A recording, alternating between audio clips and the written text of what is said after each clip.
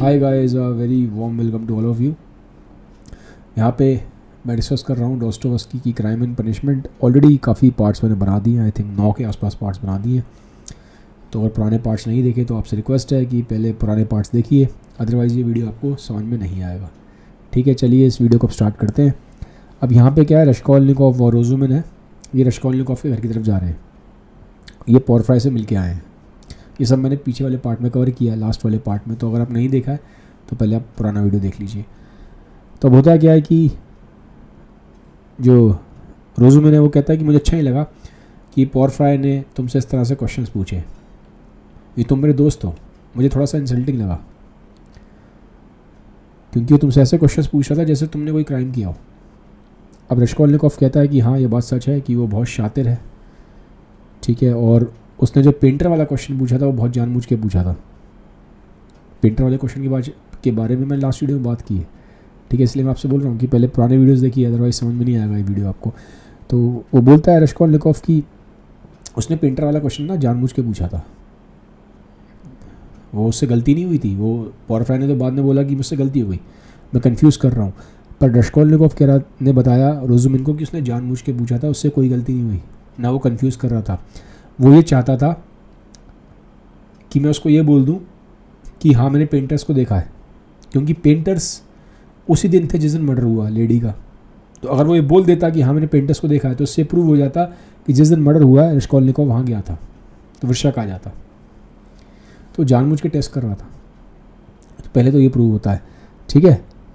अब ये सब बातें होती हैं। तो ये अब जो रोजुमिन है ये अपने उधर घर की तरफ चला जाता है, रश्कोल्निकोव अपने घर की साइड आ जाता है, ठीक है। अब जो घर की तरफ अपने जा रहा होता है तो वहाँ पे ना एक सिक्योरिटी का बंदा खड़ा होता है। तो एक सिक्योरिटी का बंदा कहता है कि रश्कोल्निकोव, तुम्हें ना एक आदमी ढूंढ रहा है बहुत देर से तुम्हारे बारे में एक आदमी पूछ रहा है। तो रश्कोल्निकोव को समझ में नहीं आता कौन आदमी। वो कहता है नाम नहीं बताया, लेकिन वो तुम्हारे बारे में पूछ रहा था। अब वो आदमी ना सामने ही खड़ा था, थोड़ी सी दूर पे खड़ा था। तो सिक्योरिटी गार्ड को दिख जाता है उस टाइम पे। वो कहता है ये रहा आदमी, ये तुम्हारे बारे में पूछ रहा था। रश्कोल्निकोव उसके पास जाता है। वो कहता है कि हाँ जी बताओ क्या हो गया, आप मुझे क्यों पूछ रहे थे। वो जो स्ट्रेंजर है ना, वो उसको बोलता है तुम मर्डरर हो, तुम्हारे हाथ खून से रंगे हुए हैं। और जैसे ये बात बोलता है तो वो तो घबरा जाता है रश्कोल्निकोव। तो कहता है तुम कौन हो, तुम कौन है। अब स्ट्रेंजर ये बात बोल के आगे चलना शुरू कर देता है, पीछे मुड़ के आगे चलता जाता है। तो रश्कोल्निकोव उसका पीछा कर रहा है, कौन हो तुम, कौन हो, ठीक है। वो बताता नहीं है, वो तेज चल रहा है, रश्कोल्निकोव उसके तेज चल रहा है पीछे। तो बिल्कुल अब दोनों एकदम साइड में आ जाते हैं एकदम। अब रश्कोल्निकोव उससे पूछ रहा है बताओ तुम कौन हो। वो कहता है मैं कुछ नहीं बताऊँगा, बस मैं तुम्हें इतना बता रहा हूँ कि तुम मर्डरर हो। ये क्या कि वो तेज़ी से निकल जाता है। अब समझ में नहीं आता वो था कौन। रश्कोल्निकोव वापस आता है, अपने रूम में चला जाता है। तो रूम में बैठ के ना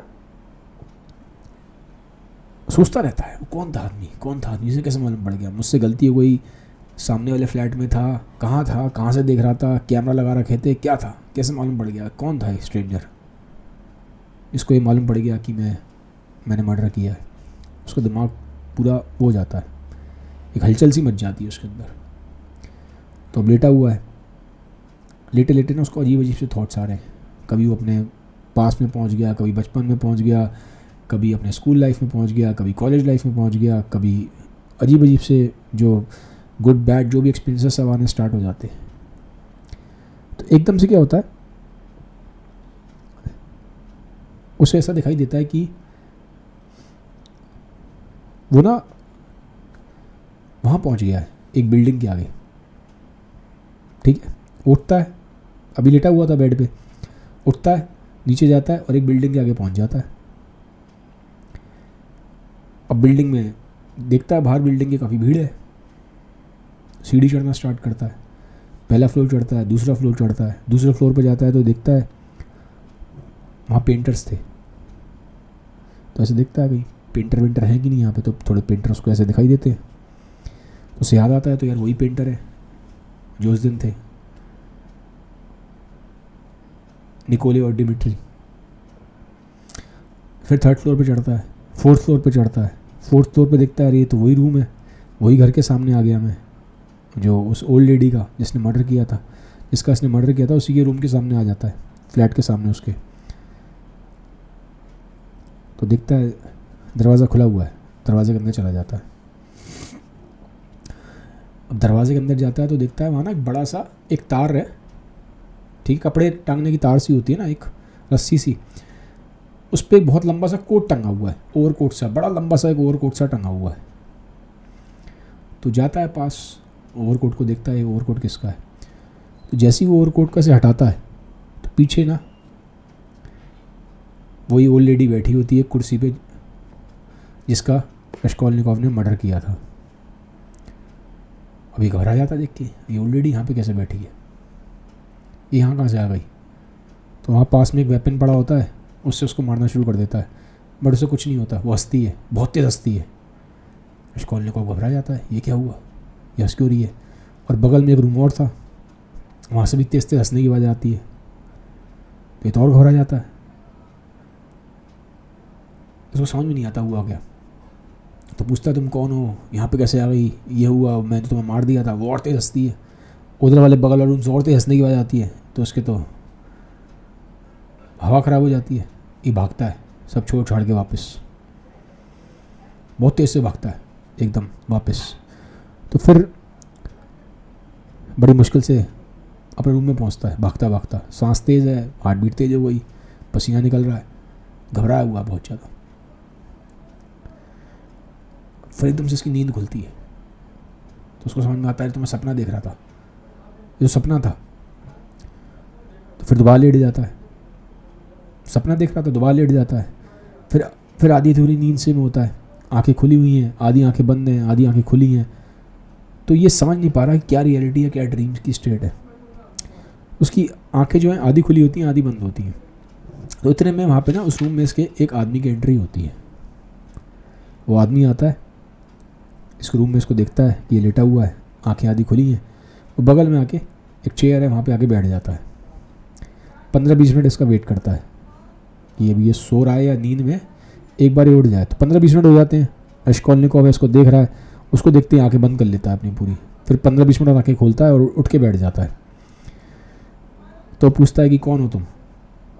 तो आदमी हंसता है, वो स्माइल करता है, वो कहता है मैं तो पिछले करीबन मेरे को आधा घंटा हो गया मैं तुम्हारा यहाँ वेट कर रहा हूँ, और मुझे लगा कि तुम उड़ जाओगे, पर मुझे पता था तुम सोए नहीं हो, तुम जानबूझ के एक्टिंग कर रहे हो। बट मैंने कहा ठीक है, तुम्हें डिस्टर्ब नहीं करता, जब तुम उड़ जाओगे तब मैं बात करूँगा। तो बोलता है कि तुम हो कौन, ठीक है। वो कहता है कि तुम्हारे और मेरे में ना काफ़ी रिजेम्बलेंस है। तो ये थोड़ा घबरा जाता है, रश्कोलनिकोव कैसी बातें कर रहा है।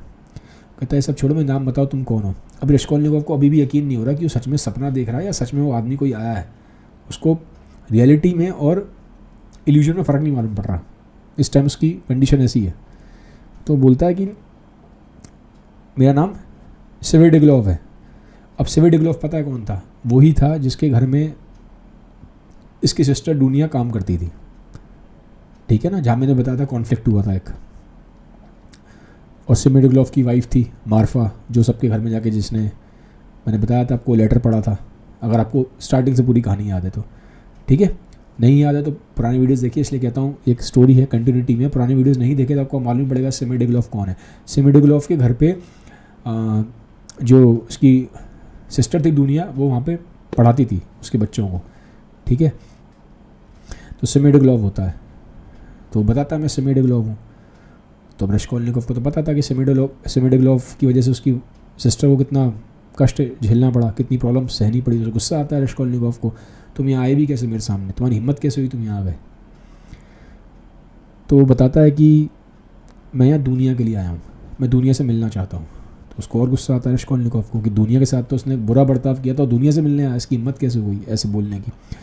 फिर वो बताता है कि देखो प्लीज़ मेरी बात समझो, मेरी जो वाइफ थी ना मार्फा, उसकी डेथ हो गई। तो वो मार्फा की स्टोरी बताने की कोशिश करता है कि मार्फा की डेथ हुई कैसे। हुआ ये था कि मार्फा से कुछ हीटेड आर्ग्यूमेंट्स हुए थे। तो उन आर्ग्यूमेंट्स के बाद इमीडिएटली जो मार्फा थी उसकी वाइफ स्विड्रिगैलोव की, वो घर से कहीं चली गई थी बाहर की तरफ। वहाँ पे कुछ स्विमिंग पूल वगैरह था, स्विमिंग पूल में अब ठंड का टाइम था, कुछ वो ऐसे ही कुछ वहाँ स्विमिंग करने के लिए उतरी या बाथ करने के लिए उतरी। तो उसको ना एक स्ट्रोक पड़ गया, स्ट्रोक से उसकी डेथ हो गई। ठीक है, तो सब जगह ये बात फैल गई थी कि कहीं ना कहीं जो सेमीडेविलोव से उसका जो डिस्प्यूट हुआ, हीटेड आर्ग्यूमेंट हुआ, उसके बाद से ही यही मार्फा की हालत हुई और कहीं ना कहीं मार्फा की डेथ में सेमीडेविलोव जिम्मेदार है। तो उसके आसपास के एरिया में ये बात र्यूमर फैला हुआ था। ठीक है, ये बात थी कि मार्फा की डेथ के पीछे कहीं ना कहीं सेमीडेविलोव का हाथ है, क्योंकि हीटेड आर्ग्यूमेंट्स हुए थे। तो सेमीडेविलोव बताता है, इसको भी ये बात मालूम थी रश्कोलनिकोव को, क्योंकि उसकी मदर ने उसको बता दिया था। अभी पीछे जब आई है उसकी मदर उससे मिलने रश्कोलनिकोव से, तो उसने बता दिया था कि मार्फा की डेथ हो गई है और ये लोगों को ये पता है कि ऐसे ऐसे सेमीडेविलोव रिस्पॉन्सिबल है। तो सेमीडेविलोव बताता है कि मैं रिस्पॉन्सिबल नहीं हूँ, मैं तुम्हें क्लैरिफाई करना चाहता हूँ, जो पब्लिक में जो ओपिनियन बना हुआ है मैं रिस्पॉन्सिबल नहीं हूँ। ठीक है, हमारे उस दिन आर्ग्यूमेंट्स हुए थे, लेकिन जो उसकी डेथ है उसका रीज़न स्ट्रोक है, कोई एक नेचुरल कॉज से स्ट्रोक से मरी है, मैं उसमें रिस्पॉन्सिबल नहीं हूँ। तो पहले तो वो कहता है मैं एक क्लियर कर दूँ। सेकंड वो बोलता है कि क्या तुम घोस्ट में बिलीव करते हो, भूतों में बिलीव करते हो, घोस्ट में? तो रश्कोलनिकोव कहता है मैं तो बिलीव नहीं करता। तो वो बताता है कि मैंने ना घोस्ट देखे हैं। वो कहता है कि जो मार्फा है उसकी वाइफ थी, उसका घोस्ट देखा है मैंने, 3 बार देखा है। पहला देखा था जब मैं उसका फ्यूनरल करके आया था, उसके बाद देखा। सेकंड में एक बार स्टेशन पे जब गया, वहाँ से जब पीटर्सबर्ग के लिए आ रहा था वहाँ देखा। तीसरा अभी मैंने जहाँ मैं रुका हूँ रूम में वहाँ देखा 2-3 घंटे पहले अभी। तो क्या तुम घोस्ट में बिलीव करते हो? रश्कोलनिकोव थोड़ा घबरा जाता है उसकी बात सुन के, क्योंकि सपने में तो वो भी देख रहा था, सपना देखा ना भी उसने भी देखा था अभी उसका ओल्ड लेडी का जो उसने मर्डर किया, भले उसे सपने में देखा है लेकिन देखा है। तो बोलता नहीं मैं बिलीव नहीं करता। तो सेमीडेविलोव हंसता है, वो कहता है मैं जब आया था ना उस रूम में तुम्हारी आंखें आधी खुली हुई थी और तुम्हें देख के ही मैं समझ गया था कि कहीं ना कहीं हमारे बीच में रिजेम्बलेंस है। तो वो एक तरीके से रिजेम्बलेंस इसी की बात कर रहा था कि तुम भी, मुझे भी इस तरह से घोस्ट दिखाई देते हैं और तुम्हें भी भले ही सपने में दिखाई दे रहे हैं, तुम्हें दिखाई दे रहे हैं। तो चेहरा देख के कहता है सेमीडेविलोव, इसलिए उसने कमेंट किया था रश्कोलनिकोव से कि तुम्हारे मेरे बीच में रिजेम्बलेंस है। तो रश्कोलनिकोव साफ साफ मना करता है, मैं घोस्ट वगैरह में बिलीव नहीं करता, मैं तो बिलीव करता ही नहीं, साफ साफ इनकार कर देता है। तो रश्कोलनिकोव कहता है कि तुमने क्या पहले भी अपनी वाइफ से पहले कभी देखा है ऐसे कभी घोस्ट को? और ठीक है, तो कहता है हाँ, मेरे सर्वेंट की एक की डेथ हुई थी, उसका भी मैंने घोस्ट देखा है। तो रश्कोलनिकोव कहता है कि मुझे ऐसा लगता है कि ये जो तुम बातें कर रहे हो तो कहीं ना कहीं तुम्हारी जो मेंटल कंडीशन है अभी वो स्टेबल नहीं है, इसलिए तुम ऐसी बातें कर रहे हो। तो कहता अब तुम काम की बात बताओ मुझे, तुम यहाँ पे क्यों आए हो? ये सब कहानी तो मुझे सुनाने आए नहीं तुम। कहता मैं इसलिए आया हूँ क्योंकि जो मैंने दुनिया के साथ किया था उसका मुझे अफसोस है और मैं उसका पश्चाताप करना चाहता हूँ। ठीक है, पश्चाताप करना चाहता हूँ। मैं दुनिया को 10,000 रूबल देना चाहता हूँ, 10,000 रूबल। तो वो कहता है कि दुनिया को तुमसे पैसे ही चाहिए। तो वो कहता है देखो मेरी बात समझो, मैं वैसे भी ये पैसे कहीं इधर उधर वेस्ट कर दूंगा, मुझे पता है कि दुनिया को मेरी वजह से बहुत ट्रबल हुआ, तो मुझे पश्चाताप करने दो, मैं 10,000 रूबल दुनिया को देना चाहता हूँ, तो मुझे एक बार तुम दुनिया से मिलवा दो, बात करवा दो। तो वो कहता है कि जो दुनिया है वो तुमसे नहीं मिलेगी। वो कहता है मैं दुनिया से मिल के रहूँगा और मैं 10,000 रूबल उसको दे के रहूँगा, तो मुझे रोक नहीं सकते। तो उसे लगता है रश्कोलनिकोव कहीं ना कहीं कुछ और इंटेंशन है दुनिया से मिलने का। वो कहता है मेरा इंटेंशन और कुछ नहीं है, मैं कुछ टाइम बाद दूसरी शादी करने वाला हूँ, तो ऐसा कुछ नहीं है जो तुम सोच रहे हो, मैं 10,000 रूबल देना चाहता हूँ। और जो मेरी वाइफ है मार्फा, उसने भी 3,000 रूबल अपने विल में लिख के गई थी कि 3,000 रूबल उसकी डेथ के बाद दुनिया को दे दिया है। ठीक है, तो 10,000 रूबल वो देना चाहता था और 3,000 रूबल उसकी वाइफ मार्फा ने अपनी विल में लिखा था दुनिया के लिए। तो ये सब बातें होती हैं, ये कह के वो चला जाता है रूम से बाहर। रूम से बाहर जाता है तो वहाँ पर रोजुमिन आ रहा होता है, रोजुमिन उसको देखता है, तो पहचानता तो नहीं था लेकिन देख लेता है। तो बाद में क्या होता है, फिर बाहर ये दोनों जाते हैं सड़क पे, रश्कोलनिकोव और रोजुमिन। ठीक है, और रश्कोलनिकोव और रोजुमिन जब ये सड़क पे जा रहे हैं तो रश्कोलनिकोव बोलता है रोजुमिन को, यार ये एक प्रॉब्लम हो गई है।